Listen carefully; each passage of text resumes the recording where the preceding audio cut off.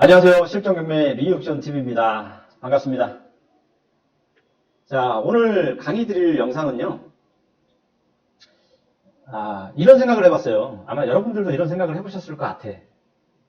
나만의 리그를 만들 수는 없을까? 경매하는데. 경매 입찰장에서 많은 사람들이 입찰을 하지만 거기에서 내가 항상 1등하는 방법은 없을까? 무조건 1등하는 방법? 나만의 경매 리그를 만드는 법? 그런 거는 없을까? 여러분들도 아마 이런 생각들을 해보시곤 하셨을 것 같아요. 저 또한 물론 그런 생각을 많이 해봤습니다. 만약에 그런 것이 있다고 한다면은 아마 많은 부를 창출해 줄 거라고 생각이 들죠. 자, 경매 초고수만이 하는 MPL이 있습니다. 자, 이게 어떤 거냐? 경매 초고수, 그냥 고수도 아니라 초고수만이 하는 MPL은 과연 어떤 건지 설명을 드리려고 합니다. MPL과 특수 물건이 만났을 때 어떤 현상이 생길까요? 일반 경매, 일반인 대다수가 하는 경매예요. 그래서 보시면은 낙찰받기가 참 어렵고요. 수익 내기가 어렵습니다. 제가 볼 때 아마 10건 중에 절반은 손해보는 낙찰 1등을 받는 경우가 많을 것 같습니다. 자, 낙찰을 받고서 수익을 내기란 일반 경매에서는 어려운 세상이 됐어요. 자, 왜냐? 경매 시기가 좋다라고 하는 거는요. 경매 물량이 100개가 나왔을 때 입찰하는 사람이 50명이라고 한다면 그 낙찰가는 낮아지겠죠. 근데 반대로 경매 물건이 50개고 낙찰을 받으려고 하는 사람이 100명이라고 한다면 반대로 낙찰가가 올라가겠죠. 이 세상에서 과연 돈 벌기가 쉽지는 않을 거라고 생각을 합니다. 자, 반대로 특수물건, 위치권, 법정이상권, 지분 등 이러한 특수물건들은요. 여전히 고수들의 블루오션, 수익 내기 창출이 가능하죠.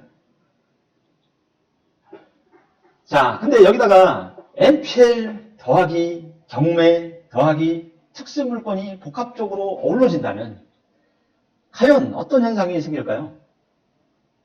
절정의 초고수가 되죠. 그냥 초고수가 아니라 절정의 초고수가 됩니다. MPL을 활용한 특수물건 경매. 기적을 만드는 절정의 무기가 되죠. 자, 간략하게 설명을 드린다고 한다면 MPL은요, 부실채권이에요. 부실채권을 갖다가 매각하는 기간을 갖다가 SPC라고 합니다. 자, 이 SPC가 여러분들이 예를 들어서 자전거를 사서 이 자전거를 갖다가 중고를 갖다가 매매를 하려고 그래. 근데 내가 살 때 300만 원이었지만 중고로 팔기 때문에 한 200만 원 정도를 생각을 했어요.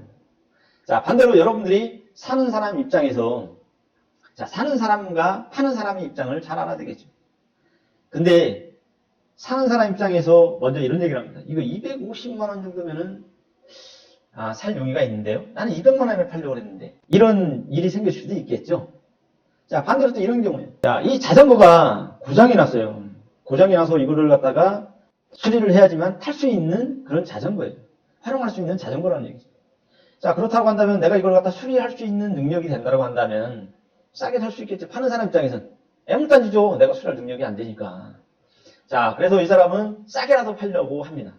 근데 반대로 사는 사람 입장에서 이걸 갖다가 해결할 수만 있다면 반대로 싸게 살 수 있는 여건이 되죠.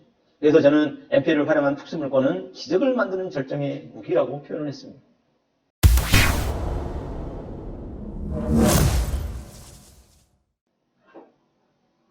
경매 절정의 초고수만이 하는 MPL이란 어떤 걸까요? 자, 첫째, 내가 무조건 1등합니다. 경매 입찰장에 가면은 물건이 좋으면은요 여러 사람들이 입찰을 하죠. 그 가운데서 1등을 해야 됩니다. 원래는 1억짜리 감정가가 내가 8천에 매입을 했을 때 1천의 수익이 남아요. 그래서 나는 1천의 수익을 보려고 8천의 입찰가를 산정을 합니다. 근데 누군가가 그걸 갖다가 9천에 썼어요. 실수요자든 아니면은 경매를 처음 하시는 분이라서 가격을 갖다가 1등을 받을 목적으로 가격을 높이 쓰는 경우가 많죠. 자, 그런 경우 저는 합리적인 계산을 했지만 1등 하기가 쉽지가 않죠. 자, 그러면 그걸 갖다가 낙찰받은 사람은 돈이 되느냐? 또 그렇지도 않습니다. 자, 둘째요. 양도소득세가 제로입니다. 자, 지금 같은 경우 양도소득세가요. 지금 세법이 바뀐 게 2021년 1월서부터 2021년 5월 30일까지. 양도소득세는 내가 차익을 낸 만큼 당기세율 적용을 하는데요. 자, 1년 이내에 내가 만약에 매각을 한다고 했을 때 50%의 양도소득세를 걷고요. 그리고 2021년 6월 1일서부터 70%의 양도소득세를 걷습니다. 실질적으로 내가 아무리 경매를 잘한다라고 하더라도 양도 차익이 높게 됐을 때 결국은 저는 아무런 수익이 발생되지 않죠. 30%를 갖다가 1000만 원 벌면 300만 원이에요. 300만 원 갖다가 그대로 다 토해놔요. 자, 정리합니다. 1000만 원의 이득이 발생을 했을 때 700만 원을 갖다 양도소득세로 내야 되고요. 300만 원이 내 소득이 됩니다. 그렇게 실질적으로 이득을 남기기도 어렵고요. 이득을 남긴다고 하더라도 다 세금으로 걷어가죠. 자, 이런 세상에서 과연 어떻게 경매가 가능할까요? 자, 이런 부분에서 경매 결정이 총수만에는 MPL이란 양도소득세 제로를 선택을 하죠. 안 내도 됩니다. 자, 셋째. 자, 단타로 2배 수익률이 가능합니다. 자, 어떻게 가능하냐고요? 자, 그 부분을 갖다가 앞으로 차차 설명드리도록 하겠습니다. 자, 잠시 수강생 모집 안내 말씀드리도록 하겠습니다. 자, 수강생 모집을 2021년 3월 2일서부터 개강을 시작합니다.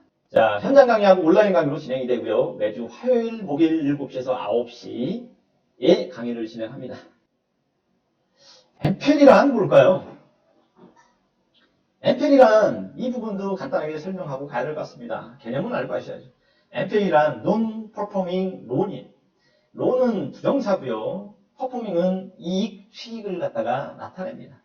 그래서 이익, 수익이 안 되는 물건이죠. 여신은 론이에요. 여신. 돈을 빌려준다는 얘기죠. 자, 결론은 무수익 여신을 의미합니다. 대출채권 중 3개월 이상 이자 연체 중인 채권을 MPL 무수익 여신이라고 하죠. 자, MPL의 필요 지식은 또 뭐가 있을까요? 자, MPL은 배당을 할 줄 알아야 됩니다. 배당을 해야지 내가 얼마를 갖다가 MPL 물건을 갖다 매입해서 얼마, 매입하는 가격을 알고 배당하는 가격을 알았을 때 수익이 책정이 되겠죠.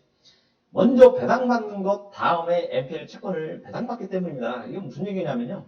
앞에서 먼저 빼나가는 선순위 우선권이 있는 것도 있어요. 자, 낙찰가를 또 예상할 줄 알아야 되죠. 얼마 정도의 낙찰가가 될지 예상할 줄 알아야 됩니다. 자, 저는 요 낙찰가를 예상했을 때 요 바탕으로 해서 매입 흥정을 할 겁니다. 자, 결론을 말씀드리면요.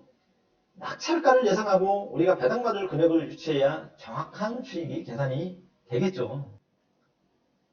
MPL, 경매, 특수물건.